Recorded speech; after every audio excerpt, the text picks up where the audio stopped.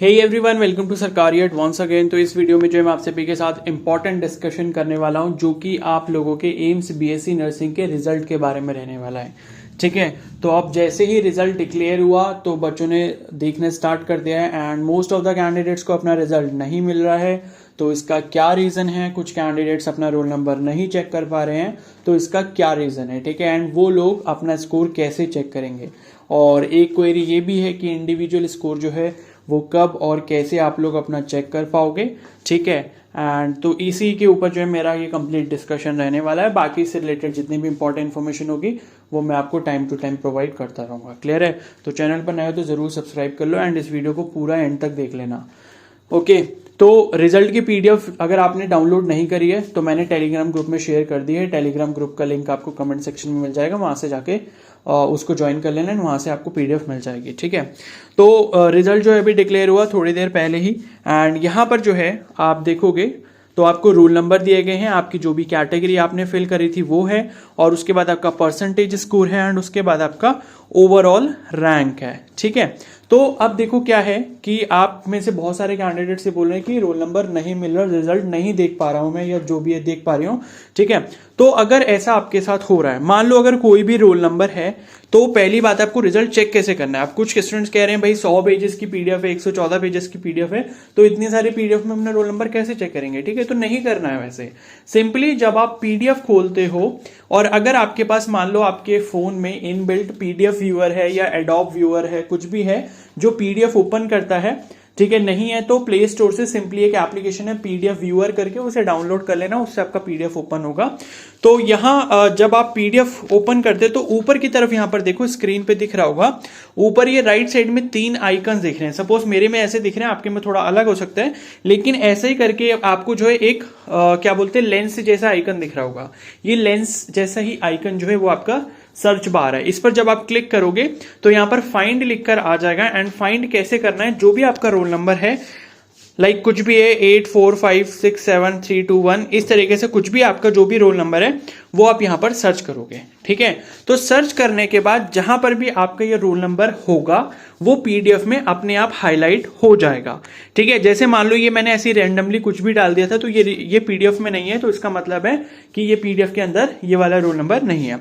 अब मान लो मैं कोई रोल नंबर ऐसा डालता हूं जो पीडीएफ में एक्चुअली में है, ठीक है ना, तो कोई सपोज है 83405191।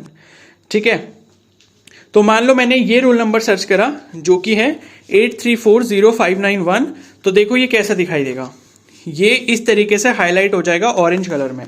मतलब मेरे में ऑरेंज हो रहा है, आप किसी के फोन में कैसे भी हो सकता है। मतलब ये है कि जब आप पीडीएफ में सर्च करोगे अपना रोल नंबर, अगर वो पीडीएफ के अंदर प्रेजेंट है तो थोड़ा सा टाइम लगेगा पहले लोड होने में। लोड जब कंप्लीटली हो जाएगा तो वो आपको इस तरीके से अपना रोल नंबर हाईलाइट करके दिखा देगा। ठीक है, तो ये तरीका है आपका अपना रोल नंबर चेक करने का। अब क्या है कि ये करने के बाद भी अगर आपका रोल नंबर इस पीडीएफ के अंदर नहीं है तो इसका साफ साफ मतलब है कि जितनी कट ऑफ रैंक इन्होंने निकाली है, यहां पर जितने कैंडिडेट्स को शॉर्टलिस्ट किया है फर्स्ट राउंड की काउंसलिंग के लिए, उस कैंडिडेट्स की लिस्ट में आपका रोल नंबर मेंशन नहीं है। ठीक है, तो यहां पर जैसे देखो लास्ट पेज पे जब हम जाएंगे तो यहां पर इन्होंने कट ऑफ रैंक की बात करी है, तो ये देख सकते हो जनरल कैटेगरी में इन्होंने 4361 रैंक तक के कैंडिडेट्स को निकाला है। ईडब्ल्यूएस में जो है 4359, ओबीसी एनसीएल में 6139, एससी कैटेगरी में 8425, एसटी कैटेगरी में 8221। ठीक है, तो इतनी कट ऑफ रैंक तक निकाला है। तो यहां पर सपोज अगर मैं 4361 तक देखूं, ठीक है, 4361 को मैं एक बार सर्च कर लेता हूं 4361, तो मैं आपको बताता हूं कि जनरल कैटेगरी में कितने मार्क्स तक के कैंडिडेट्स को इन्होंने यहां पर शॉर्टलिस्ट किया। क्लियर है? तो 4361, ठीक है, यही है ओवरऑल रैंक। तो ये यहां पर आप देख सकते हो, ये ओवरऑल रैंक है ना। ठीक है, तो 4361, ठीक है, ओबीसी भले यहाँ कैटेगरी लिखे लेकिन ये जनरल कैटेगरी से इन्होंने करा है। ठीक है, तो 4361 रैंक तक आप देख सकते हो 50 मार्क्स हैं। क्लियर है? और यही जो थी ये आपकी क्या थी, कट ऑफ थी। तो मैंने जैसे कि आपको बताया था कि भाई जनरल कैटेगरी के लिए जो इन्होंने कट ऑफ मिनिमम स्कोर रखा था वो आई थिंक 50 मार्क्स था, और ओबीसी वालों के लिए आई थिंक 45 था, इस तरीके से था। बाकी SC ST के लिए 40 मार्क्स था। तो यहाँ पर देखो, अगर ST के कैटेगरी के वो देखें, हम मार्क्स देखें, तो यहाँ पर आप SC कैटेगरी में लास्ट देख सकते हो 40 मार्क्स है, ठीक है। तो जो क्वालिफाइंग मिनिमम मार्क्स थे, जो कि मैंने आपको ऑलरेडी बताया था कि भाई इतने मिनिमम मार्क्स लाना कंपलसरी होगा, तो उस क्वालिफाइंग मार्क्स के ऊपर जिसके मार्क्स हैं उसी कैंडिडेट का रोल नंबर इस PDF के अंदर होगा, ठीक है। जैसे जनरल कैटेगरी में सपोज 50 मार्क्स है, OBC में आई थिंक 45 है, EWS में भी आई थिंक 45 है, और बाकी SC और ST के केस में 40 मार्क्स तक है, ठीक है। तो उतने ही नंबर ऑफ कैंडिडेट्स यहां पर निकाले गए हैं जो उस particular cut off qualifying marks के ऊपर है। क्लियर है। तो अगर आपका रोल नंबर इसमें नहीं मिल रहा है तो इसका साफ साफ मतलब है कि आपका स्कोर मिनिमम क्वालिफाइंग मार्क्स को जो है क्लियर नहीं कर पाया है, ठीक है। तो अब आपको नेक्स्ट ईयर ही ट्राई करना होगा।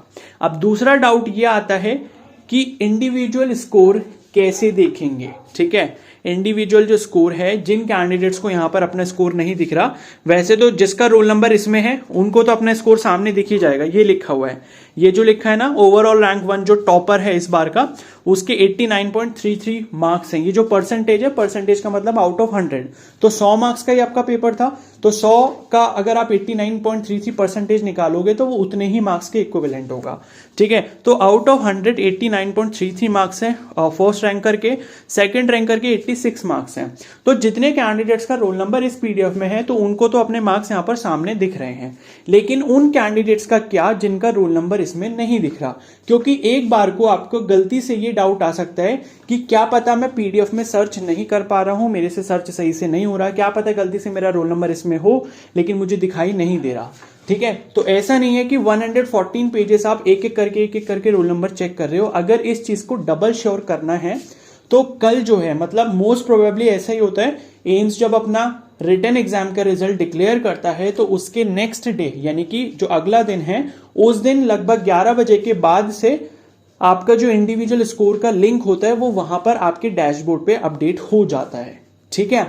तो जो भी कैंडिडेट्स को इसमें रोल नंबर अपना नहीं मिला, पहली बात तो वो यही समझ लें कि उनका इसमें शॉर्टलिस्टिंग नहीं हुई है, और उसके बाद भी अगर उन्हें डबल श्योरिटी इस चीज की चाहिए कि क्यों नहीं हुई है और हमारा इंडिविजुअल स्कोर कितना है वो अगर पता करना है, तो कल जो है लिंक आपका अपडेट हो जाएगा वेबसाइट पर। तो जैसे ही लिंक अपडेट होगा मैं आपको इन्फॉर्म जरूर कर दूंगा, ठीक है। तो क्या है, जब आप लॉग इन करोगे अपने, मतलब जैसे अभी तक आप लॉग इन करते थे अपना एडमिट कार्ड वगैरह डाउनलोड करने के लिए, उसी तरीके से जब आप लॉग इन करोगे तो वहां पर आ जाएगा आपके मार्क्स या चेक योर स्कोर इस तरीके का लिंक आएगा, या इंडिविजुअल स्कोर इस तरीके का लिंक आ जाएगा, एक टैब आएगा, उस पर क्लिक करके आपका रिजल्ट जनरेट हो जाएगा जिसमें आपके मार्क्स वगैरह ये सब चीजें लिखी होंगी। उसमें रैंक शायद नहीं होती, सिर्फ आपके मार्क्स होते हैं, ठीक है।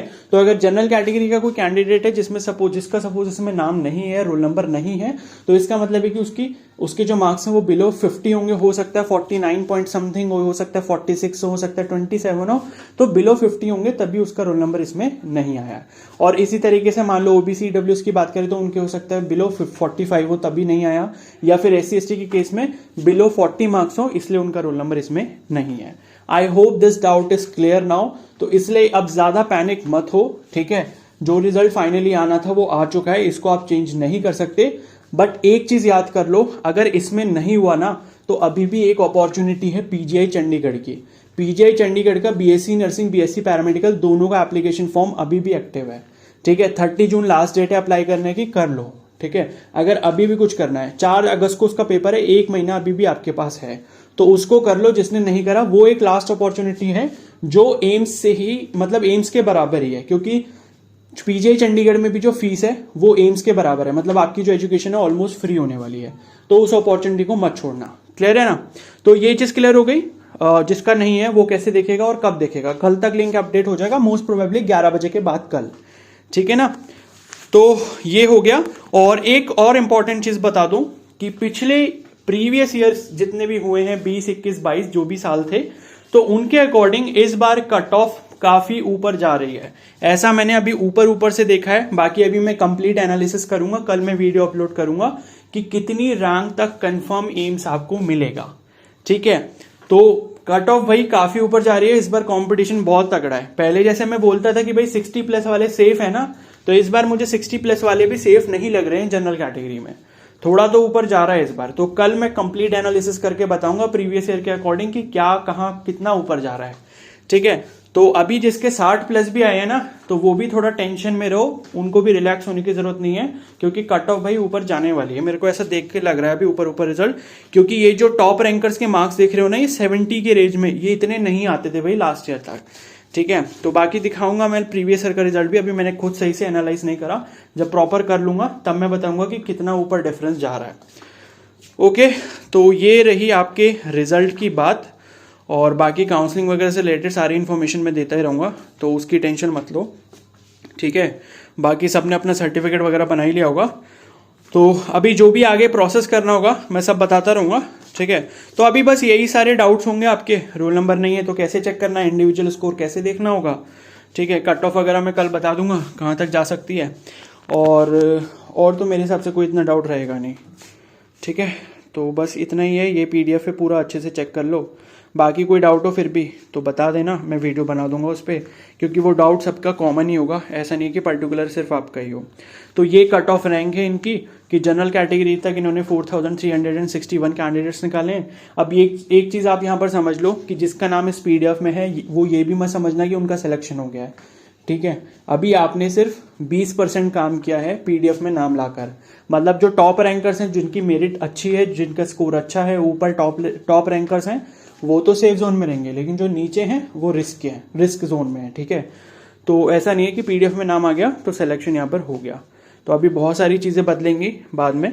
हाँ, और एक और डाउट आप लोगों का ये आ रहा था कि क्या इसके बाद कोई सेकेंड लिस्ट आएगी, तो मेरे अकॉर्डिंग इसका आंसर नो है, क्योंकि जहां तक इन्होंने कैंडिडेट्स निकाले हैं उतने में सारी सीटें फुल हो जाएंगी, ठीक है। ये दूसरी लिस्ट तब निकालते हैं या कट ऑफ रैंक को दोबारा तब बढ़ाते हैं जब इनके पास सीटें बच जाती हैं और नंबर ऑफ कैंडिडेट्स नहीं लेते उन सीटों को। तो आप खुद ही सोचो, जनरल कैटेगरी से इन्होंने 4361 कैंडिडेट्स मतलब निकाल लिए हैं। अब 4361 में से मान लो टॉप रैंकर की अगर सीटें छोड़ते भी हैं तो कितने छोड़ देंगे भाई, 100, 150, 200 लोग सीटें छोड़ देंगे, है ना, सब थोड़ी ना छोड़ेंगे। तो सेकेंड लिस्ट नहीं आएगी, जो होगा इसी लिस्ट में से होगा। फर्स्ट राउंड होगा, सेकेंड राउंड होगा, और उसके बाद एक राउंड होता है ओपन राउंड, वो होगा, ठीक है। तो जो भी होगा मैं बता दूंगा, उससे पहले एक मॉक राउंड भी होगा, वो भी बता दूंगा। तो सेकेंड लिस्ट वगैरह कुछ नहीं आएगी। जिसका रोल नंबर इसमें नहीं है, अब वो शांति से इसको छोड़ें और जो आगे उन्हें अभी करना है उसकी प्रिपरेशन में लग जाएं।